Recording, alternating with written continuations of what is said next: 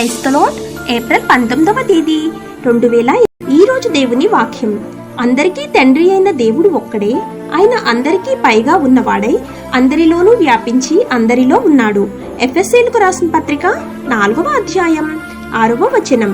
ప్రియమైన సహోదరి సహోదరులారా, సువార్తను విశ్వసించు వారముగా మనమందరము దేవుని ఆత్మ వలన క్రీస్తు శరీరంలోనికి బాప్తీసం పొంది ప్రభువు కోసం పరిశుద్ధ నివాసంగా నిర్మించబడుతున్నాము. మనమందరము ఒకే దేవుడు మరియు అందరూ ఒకే తండ్రిని అంగీకరిస్తున్నాము. ఆయన ప్రేమ వలన నిత్య కుమారుని యందు విశ్వాసముంచి కృపచేత మేము విమోచింపబడి దేవుని దృష్టికి నీతిమంతులుగా తీర్చబడి ఆయన మనల్ని తన పిల్లలుగా చేసుకున్నాడు.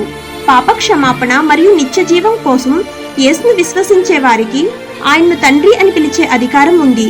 క్రీస్తుల విశ్వాసం ద్వారా కృప ద్వారా రక్షింపబడిన వారందరికీ ఆయన తండ్రి. ఆయన విశ్వాసులందరికీ తండ్రి. ఆమేన్. God bless you.